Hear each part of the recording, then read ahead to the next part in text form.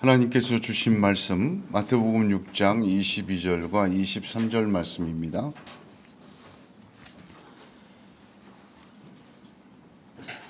두 절 말씀 저와 여러분이 합독하겠습니다. 눈은 몸의 등불이니 그러므로 내 눈이 성하면 온몸이 밝을 것이요 눈이 나쁘면 온몸이 어두울 것이니 그러므로 내게 있는 빛이 어두우면 그 어두움이 얼마나 더하겠느냐.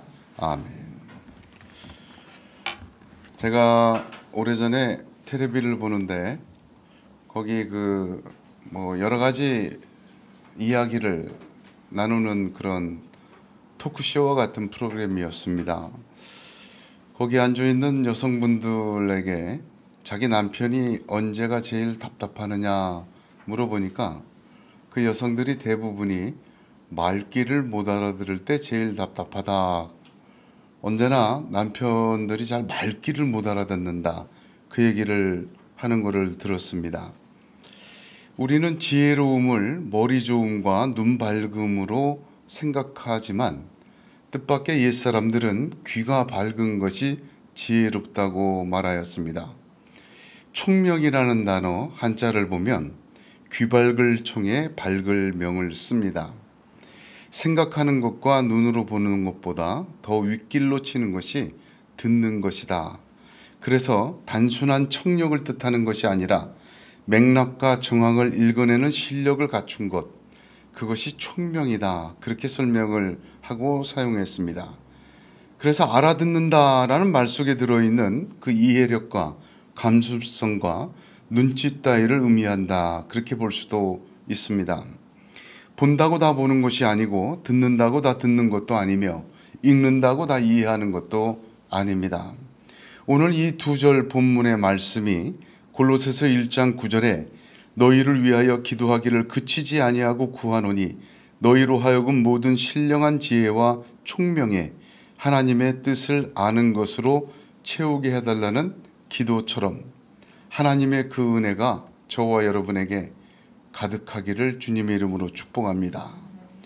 오늘 주신 말씀은 6장 전체의 핵심입니다. 6장은 모두 34절입니다. 1절에서 18절까지는 구제와 기도와 금식에 대해서 말씀하셨습니다. 그리고 여기 23절 후부터 19절부터 계속 물질에 대하여 말씀하십니다. 6장 전체의 핵심이라고 말씀드리는 이유는 단순히 오늘 읽은 본문이 6장의 중앙에 위치해 있어서만은 아닙니다. 먼저 6장의 대략적인 개요를 살펴보면 6장은 6장 1절에 사람에게 보이려고 그들 앞에서 내 의를 행하지 않도록 주의하라. 그리고 6장 전체를 설명하시는 것입니다. 내 의를 행하는데 사람에게 보이지 않도록 주의하라. 그리고 설명하시는 거예요. 우리가 행하는 의란 하나님을 마음과 성품과 힘을 다하여 사랑하는 행위입니다. 그것이 구체적으로 구제와 기도와 금식이다. 저와 여러분은 그렇게 말씀 나누었습니다. 대부분의 사람들은 그 당시에 이 행위에 대해서, 의를 행하는 행위에 대해서 외식하고 있었습니다. 그러나 주님은 은밀한 가운데 계시고 은밀한 중에 갚으시는 하나님 앞에서 행해야 한다. 그렇게 가르치셨습니다. 그리고 나서 주님은 19절에서부터 재물에 대하여 6장의 마지막 34절까지 연이어서 말씀하십니다. 보물이 있는 곳에 우리 마음도 있으니 보물을 하늘에 쌓으라. 두 마음을 품지 마라. 재물과 하나님을 겸하여 섬길 수가 없다. 무엇을 입을까 무엇을 먹을까 염려하지 말아라. 그 염려 속에 하나님 없는 이방인처럼 살게 되는 위험이 도사린다. 먼저 그의 나라와 의를 구하라. 그러니까 6장 전체의 가르침을 딱 두 단어로 말하라. 그러면 마음과 물질입니다. 외식이란 마음 없는 것이죠. 마음 없는, 진심 없는 하나님 사랑, 하나님 힘을 다하여 섬기는 것, 외식하는 것, 그것은 옳지가 않다. 마음을 다해 섬길 때 은밀한 중에 계신 하나님 은밀하게 갚으신다. 그런데 후반부의 물질로 그 마음을 설명합니다. 보물이 있는 곳에 마음이 있고 두 마음 품지 말고 먼저 그의 나라와 의를 구해라. 무슨 말입니까? 우리의 마음이 어떠한지 제일 중요합니다. 그런데 그 마음에 결정적인 영향을 미치는 것이 물질이다. 그래서 주님은 진정한 마음이 있어야 됨을 말씀하신 후에 그 진정한 마음을 지키는 길을 세 가지로 설명해 주신 것입니다.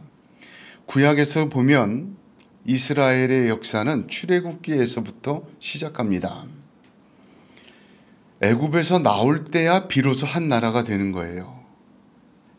애굽에 있을 때는 그저 민족이요 노예들이었습니다. 출애굽해서 시내산을 거치고 드디어 모세를 중심으로 조직을 짜서 법도 생겨서 나라가 되었어요. 그 나라가 되어서 가나안을 향하여 가나안을 들어갑니다. 땅을 차지하기 위해. 그 가나안 전쟁 처음의 역사를 보면 첫 전투가 여리고 전투입니다. 그 여리고 전투는 화살 한 번 안 쓰고 칼 한 번 휘두르지 않고 다 점령했어요. 그리고 하나님께서는 모든 것을 하나님께 바친 것 되게 하라 했는데 그만 거기서 아간이라는 자가 그 전리품을 숨겨서 자기가 장막에 감추고 깔고 앉아버립니다. 그 다음 전투 아이성 전투에서 이스라엘은 쉽게 여겼던 아이성에게 무참히 도륙당하는 패배를 당합니다.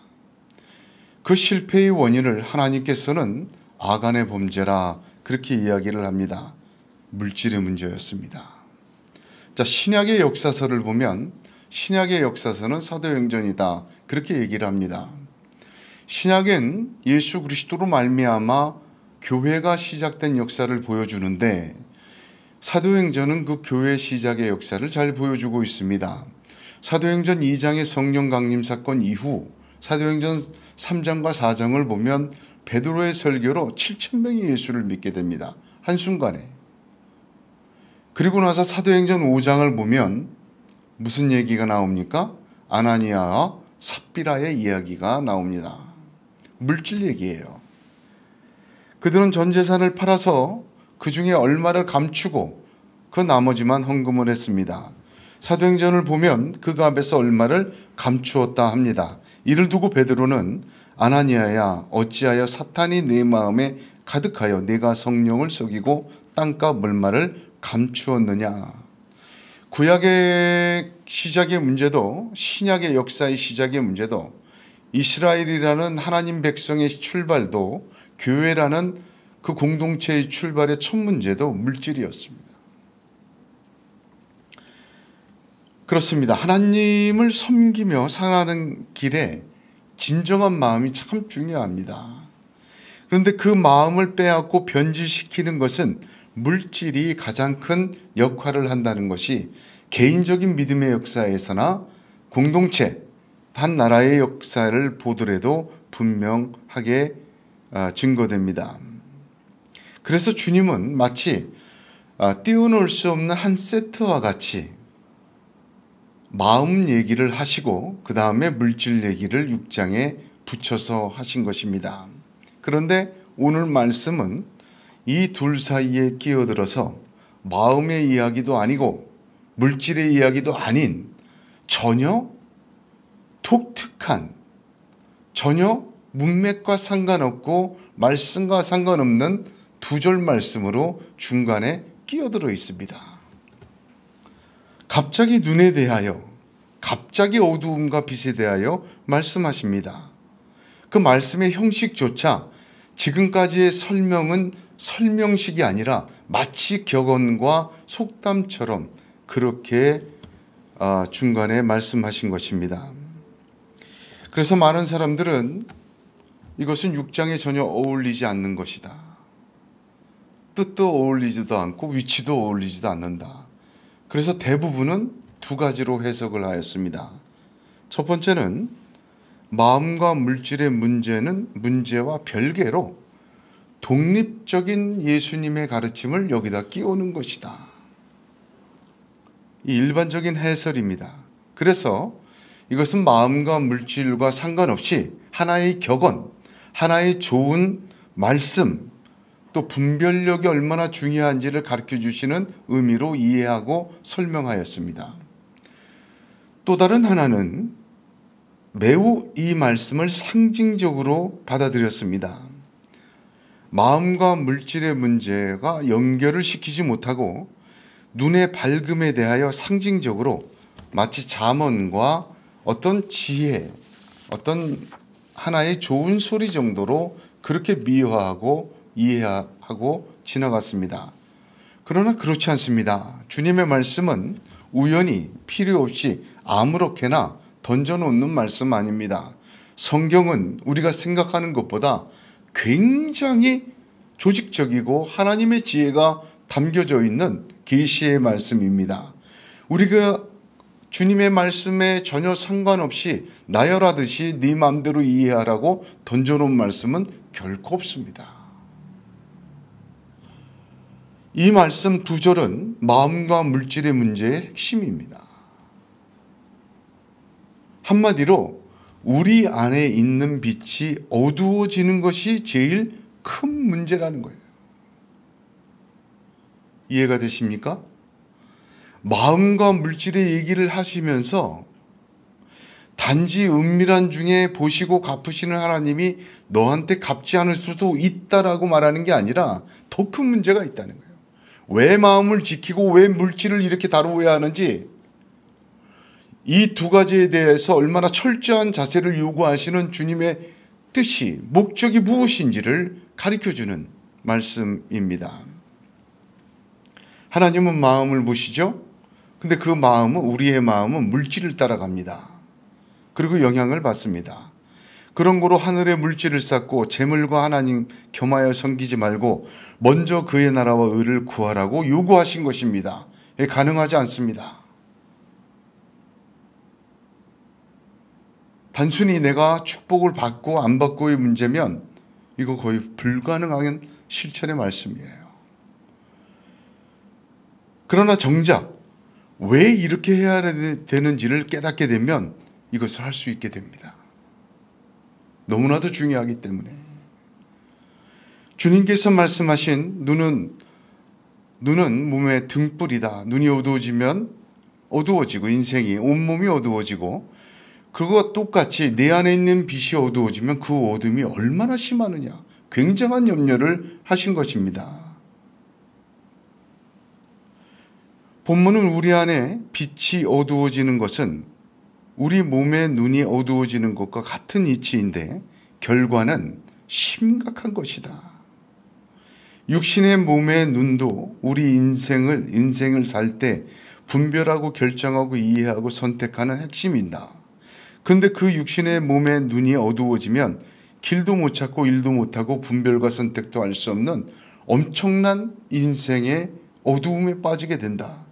그런데 만약 우리 안에 빛이 있는데 이 빛이 어두워지면 단지 지금 인생에서만 고통을 받는 것이 아니라 영적인 분별력과 선택과 이해와 정상적인 영적인 삶이, 믿음의 삶이 이루어지지 못하므로 큰 어두움 속으로 빠지게 되는 것이다. 보통 문제가 아니다.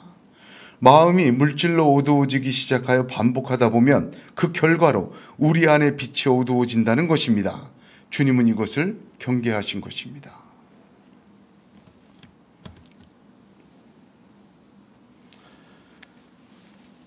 저와 여러분은 우리 자신의 육신의 빛으로 보물을 하늘에 쌓을 수가 없습니다.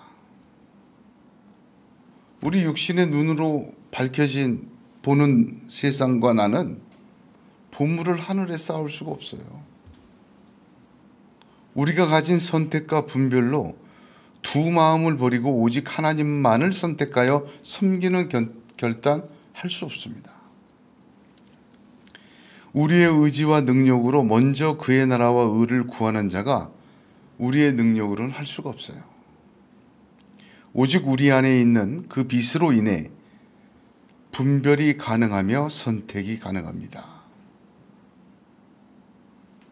오직 그 빛에서 우리가 보물을 하늘에 쌓아두는 길도, 두 마음을 버리고 온전한 마음으로 하나님을 섬기는 길도 보게 됩니다. 우리 안에 있는 빛이 밝아야 마음과 성품과 힘을 다하여 하나님을 사랑하는 참다운 구제와 기도와 금식도 나타날 수가 있습니다. 우리 안에 있는 빛으로 말미암아 우리가 무엇을 먹을까 무엇을 입을까 염려하지 않고 먼저 그의 나라와 의를 구할 수 있습니다. 우리 안에 있는 빛으로 말미암아 비록 비틀거리고 실수해도 결국은 온전한 하나님의 사람으로 하나님의 나라를 향해 갈 수 있으며 하나님의 사람으로 지어져 가고 성장할 수 있는 것입니다. 그러므로 오늘 말씀은 마음이 온전해져야 되는 이유, 마음이 물질로 변할 수 없는 힘, 먼저 그의 나라와 의를 구하는 근거가 되는 말씀입니다. 그러므로 6장 전체의 핵심이다. 그렇게 말씀드릴 수가 있습니다. 23절 한번 보십시오. 눈이 나쁘면 온몸이 어두울 것이니 그러므로 이렇게 시작합니다. 그러니까 그러므로라는 말은 그러므로 앞에 있는 것들이 다 예를 드신 거예요. 눈이 몸에 등불이고 눈이 성하면 밝지만 눈이 나빠지면 온몸이 어두워지는 것이 아니냐. 네가 겪어보고 이해할 수 있는 일 아니냐. 누구든지 이해할 수 있는 이야기로 예를 드신 것입니다. 너무나도 중요하기에 그 듣는 모든 사람이 이해할 수 있도록 예를 드신 것입니다. 그러므로라고 이제 드디어 주님이 하시고 싶은 말씀을 하시는 것입니다. 내게 있는 빛이 어두우면 그 어두움이 얼마나 심하겠느냐. 이 말씀하기 위해서 눈은 몸의 등불이다. 성하면 온몸이 밝지만 나쁘면 온몸이 어두워질 것이다. 그와 똑같이 내 안에 있는 빛이 어두워지면 그 어두움이 오죽하겠냐.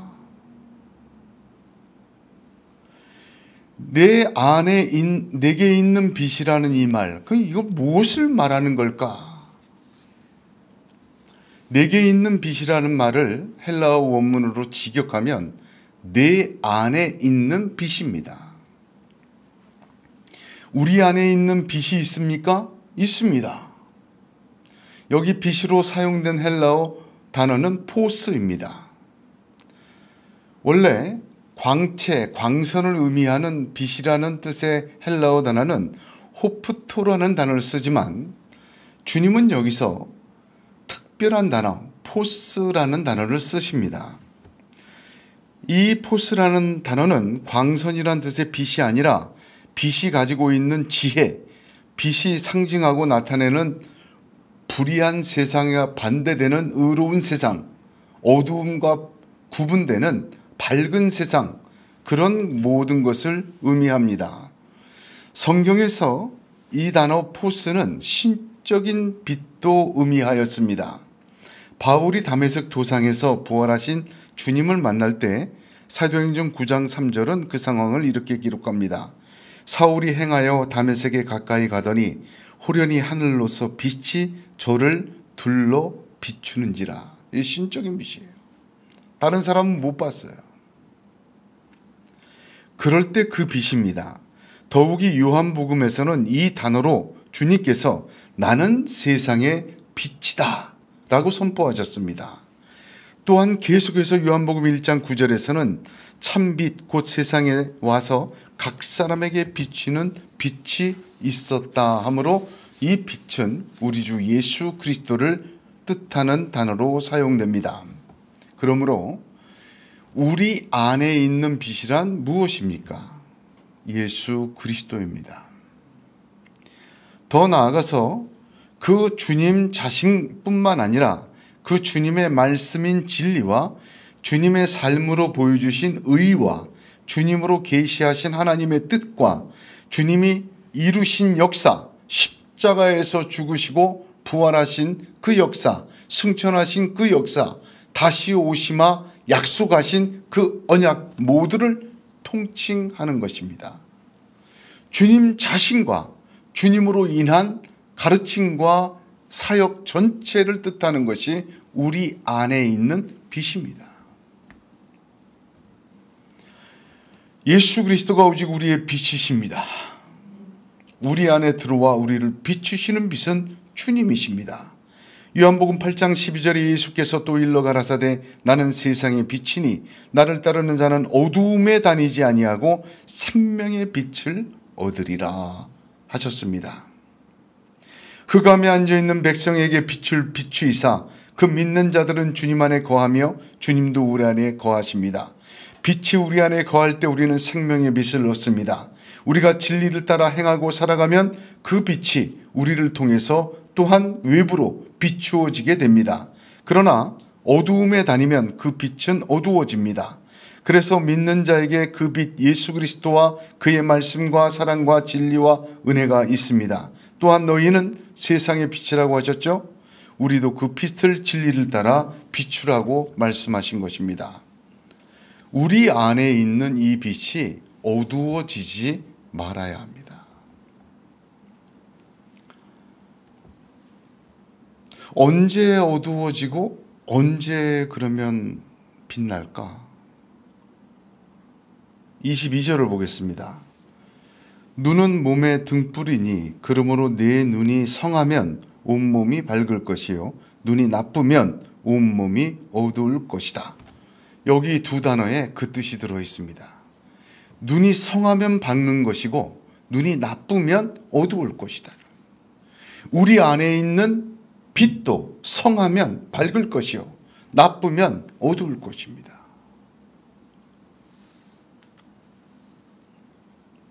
그러면 이 성하다는 단어를 이해를 해야 됩니다.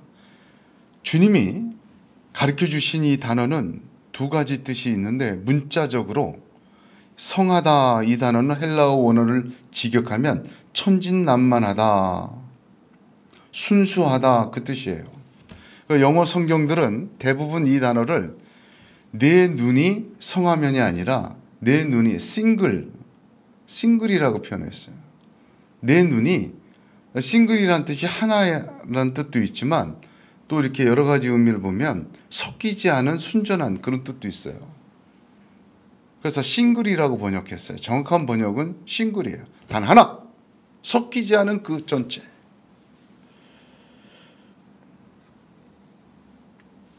그래서 저는 이 단어를 내 눈이 순전하면 이렇게 번역했으면 좋겠어요.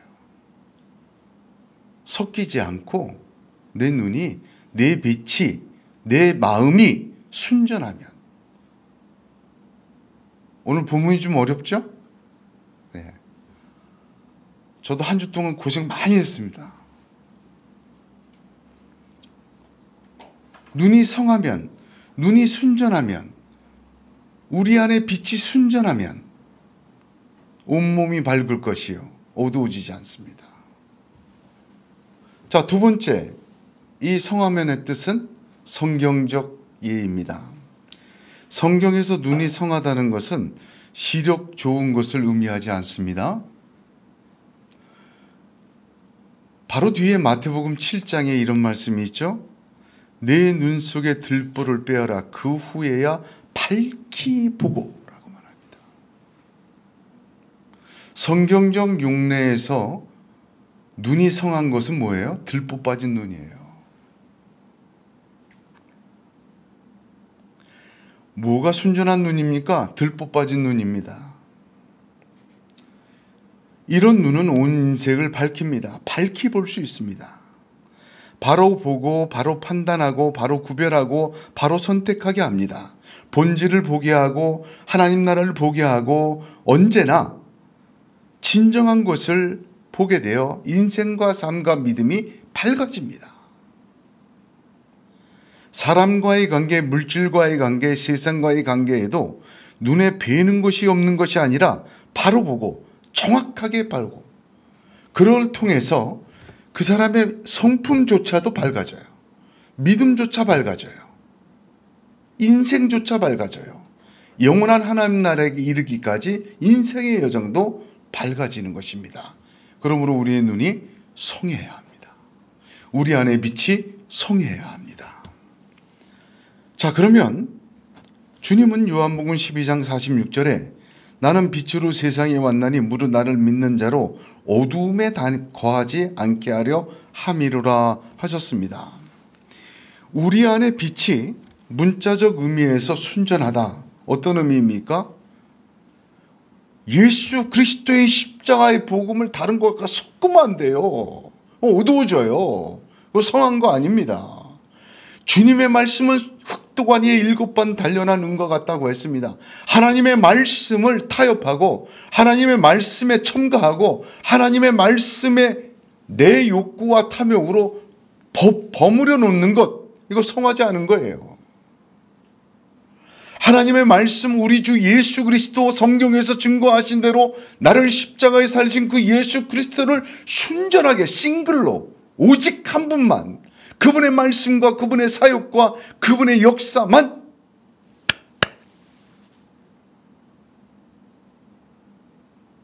우리 속에 갖는 거예요. 그 빛에다가 막 타놓으면 안 돼요. 그럴 때 우리의 믿음이 밝아지고 우리의 인생이 밝아지고 영혼에 이르기까지 온몸이 밝아지고 온 믿음이 밝아진다, 그 뜻입니다. 두 번째, 성경의 용례대로 들보가 빠져야 돼요. 참 이거 대단하더라고요. 제가 묵상하면서 왜 주님이 들보와 티로 말씀하셨을까? 내 눈에 들보가 빠져야 밝히 보고 다른 사람의 눈에 티를 뺀다 그랬잖아요. 왜 들보로 가셨을까? 바위라고 하시면 딱 맞잖아요. 바위와 티가 딱 맞잖아요, 대비가. 그런데 들보라고 하셨어요. 굉장한 의미가 있습니다. 여러분, 들보는 무엇입니까? 한 건물을 전체를 지탱하는 거예요. 눈에 들보가 빠져야 된다는 그 말은 무슨 말입니까? 네 인생을 지탱하고 있는 너의 고집, 너의 신념, 순전한 예수 그리스도와 복음과 그 역사와 사역에 반대되는 네가 쌓아 올린 네 인생과 네 육을 지탱하고 있는 들보를 빼어버려라.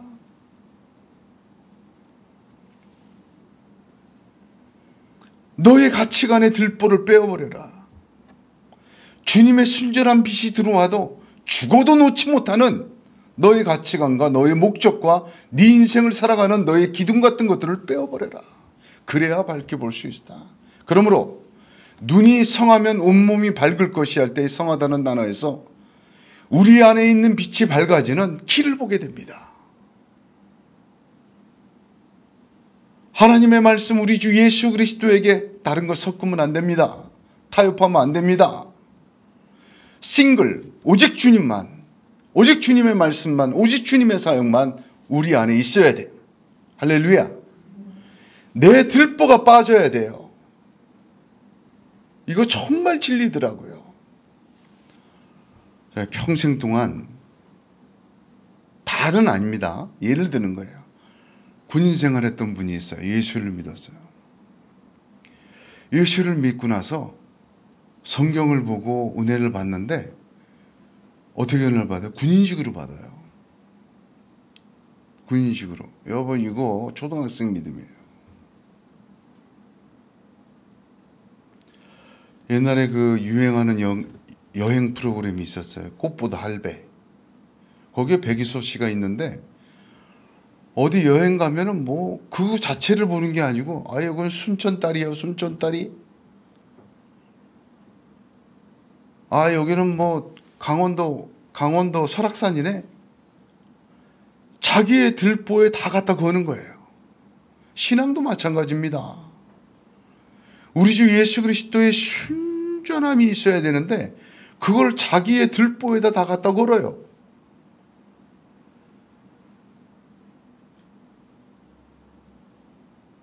그 들보가 빠져야 거듭납니다.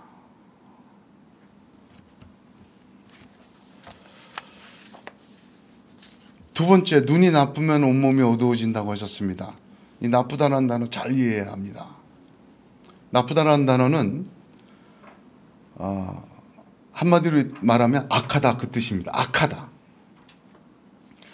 여기 이 단어 나쁘다라는 단어가 성경 다른 곳에서는 악인이라고도 쓰였습니다. 번역되었어요. 자, 신명기 15장 9절에 삼가 너는 마음에 악념을 품지 말라 곧 이르기를 제7년 면제년이 가까웠다 하고 내 궁핍한 형제에게 악한 눈을 들고 아무것도 주지 아니하면 그가 너를 여호와께 고소하리니 네가 죄를 얻을 것이라. 여기 할 때 악한 눈이에요.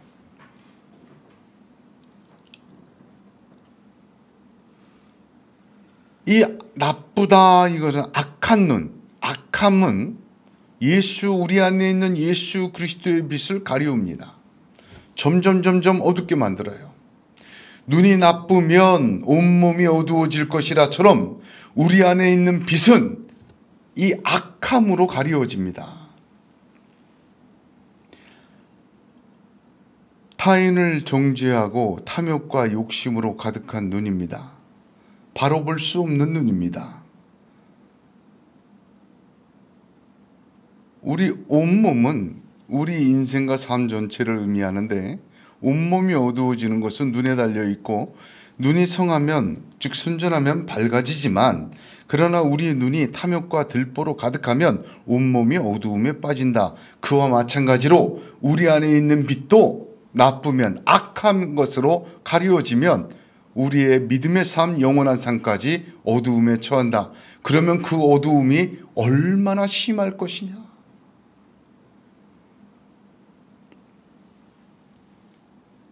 우리 안에 있는 빛이 어두워져서 만나는 어두움을 두려워해야 합니다. 23절 끝을 보십시오. 그러므로부터 같이 읽습니다. 시작. 그러므로 내게 있는 빛이 어두우면 그 어둠이 얼마나 더하겠느냐. 자, 빛이 어두워지는 것과 그 어두움이 구별되어 있습니다. 굉장히 세심한 말씀이에요. 우리 안에 있는 빛이 어두워져서 만나는 어두움이 있어요. 그것을 두려워하신 거예요.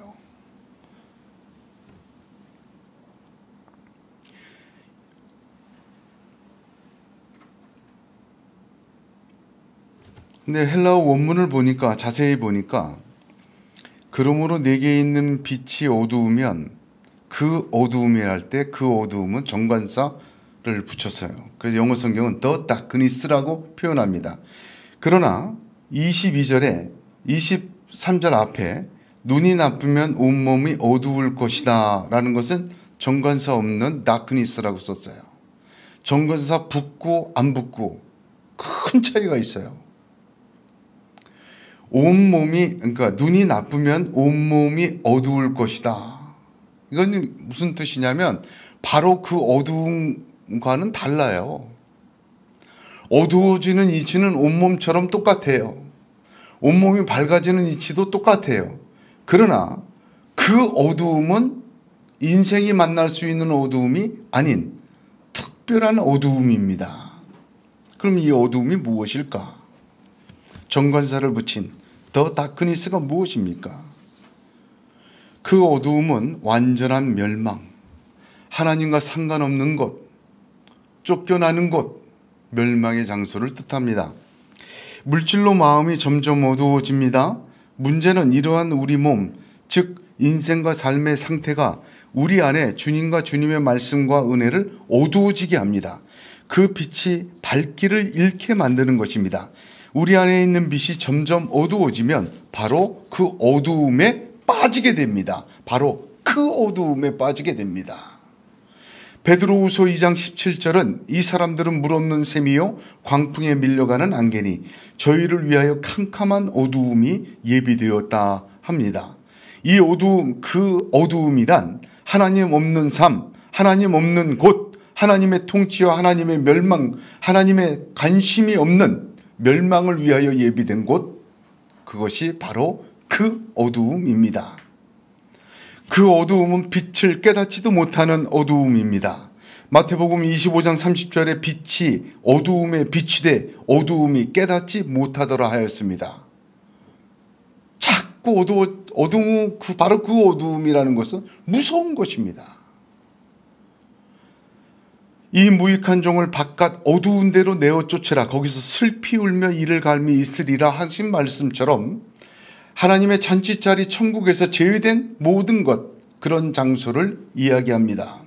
그러므로 단순한 온몸, 즉 온 인생도 눈이 성하지 않고 나쁘면 어두워지는 것이다. 그러나 마음이 이렇게 물질로 어두워지기 시작하면 영혼까지 어두워지는 것이다. 빛을 잃어가는 우리의 믿음의 삶은 어두움에 빠져들어가게 되는데 그 빠져들어갈 그 어두움은 무시무시한 것이다. 그것을 피하기 위해 너는 외식하지 말아라. 하나님 보고 계신다. 그것을 피하기 위해 그 마음을 영향을 미치는 보화를 하늘에 쌓아라. 그 어두움에 들어가지 않기 위하여 두 마음 품지 말아라. 그 어두움에 들어가지 않기 위하여 먼저 그의 나라 의를 구하라. 내 안에 있는 빛이 성하면 더 밝아져 그리 안 할 것이다. 내 안에 있는 빛이 어두워지고 나쁘면 점점 그렇게 될 것이다. 바로 그 말씀입니다. 이 어두움에 빠진 자가 가룟 유다였습니다.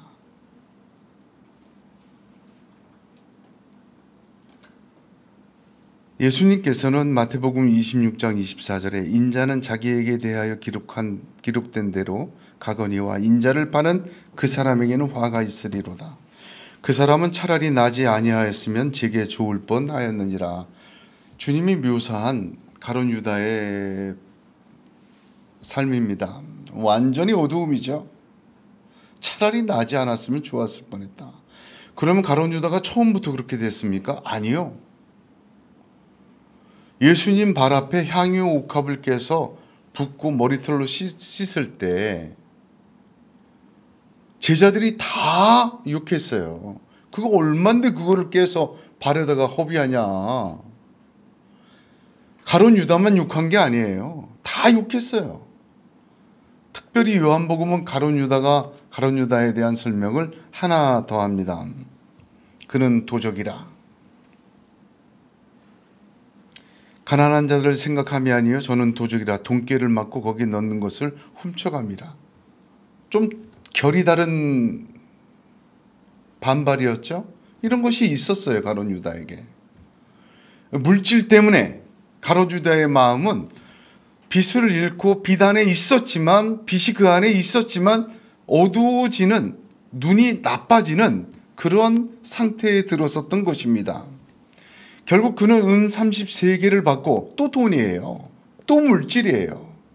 은 33개를 받고 대제사장과 서기관들에게 예수를 팔아먹습니다. 그 판결을 주님은 알고 계셨어요. 최후의 만찬 이제 잡혀가시기 바로 직전까지도 주님은 그 눈이 나빠진 가룟 유다, 그래서 점점 어두워지고 있는 가룟 유다에게 마지막 빛의 기회를 주셨어요. 너희 중에 나를 팔 자가 있다. 제자들이 다 물어봅니다. 나는 아니지요? 나는 아니지요? 다 물어보고 그럼 누굽니까? 라는 물어보니까 예수님이 그때까지 기회를 주신 거예요. 나와 함께 그릇에 손을 넣는 그가 나를 팔리라.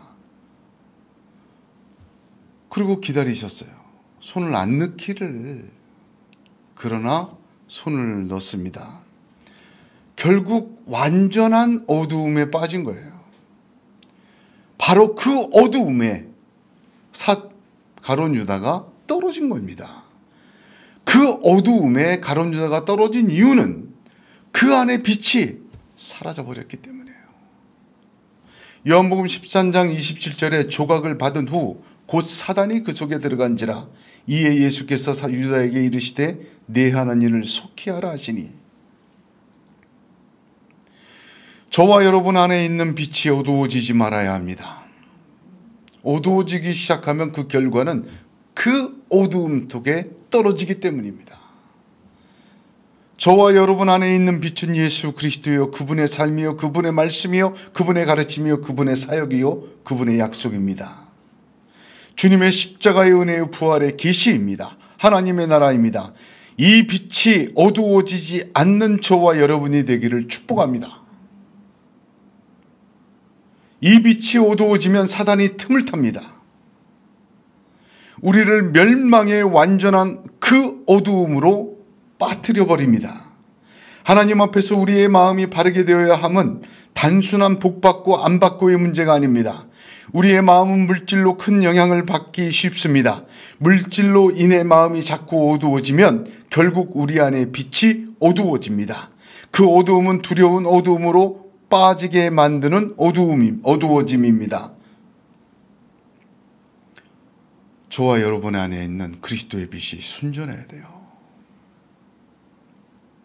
이 그리스도의 빛이 나를 다 삼켜야 돼요.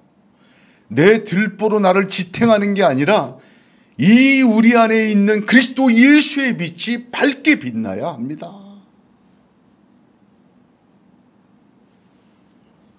그러기 위해서 주님이 얘기하신 거예요. 너희들은 이 빛이 어두워져서 하나님을 마음을 다하고 성품을 다하고 힘을 다하여 사랑하지 못하고 두 마음은 품고 사랑하며 구제와 기도와 금식이라는 이 놀라운 의도 사람에게 보이려고 행하는 것이다. 그 마음은 물질에 의해서 가장 큰 영향을 받는다. 구약의 이스라엘도 신약의 교회도 가룟 유다조차도 그렇게 시작이 되었다. 그 빛은 점점 어두워지는 것인데 하나님은 계속해서 기회를 주신다. 그 눈이 나쁘면 계속해서 어두워지다 결국은 바로 그 어두움 속에 빠져들어가는 것이다. 저와 여러분 안에 있는 이 빛이 빛나고 우리 전체를 비추는 빛이 되시기를 주님의 이름으로 축복합니다. 요한복음 3장 21절에 진리를 쫓는 자는 빛으로 오나니 이는 그 행위가 하나님 안에서 행한 것임을 나타내려 함이라 하셨습니다. 사도행전 26장 18절에 하나님은 우리를 그 눈을 뜨게 하여 어두움에서 빛으로 사단의 권세에서 하나님께로 돌아가게 하고 죄사함과 나를 믿어 거룩게 된 무리 가운데서 기업을 얻게 하리라 하셨습니다. 그러므로 빌립보서 2장 15절에 이는 너희가 흠이 없고 순전하여 어그러지고 거스리는 세대 가운데서 하나님의 흠없는 자녀로 세상에서 그들 가운데 빛들로 나타내기를 원하시는 것입니다. 오직 우리 안에 있는 빛으로 우리가 하나님의 합당한 사람이 되고 하나님의 온전한 사람이 되어져 가는 것입니다. 골로새서 1장 12절에 우리로 하여금 빛 가운데서 성도의 기업의 부분을 얻기에 합당하게 하신 아버지께 감사하게 하시기를 원하노라 하신 것처럼 이 빛 가운데서 하나님이 언양하신 성도의 기업 다 받게 될 줄로 믿으시기를 바랍니다. 그러므로 이 빛이 더욱 빛나는 진리의 인도와 성령의 역사와 주님의 은혜가 충만해지고 우리의 들보가 빠져나가며 그리스도만 남고 그리스도의 빛으로 비추어지는 하나님의 새 창조가 되는 이 아침이 되기를 주님의 이름으로 축복합니다. 기도하겠습니다.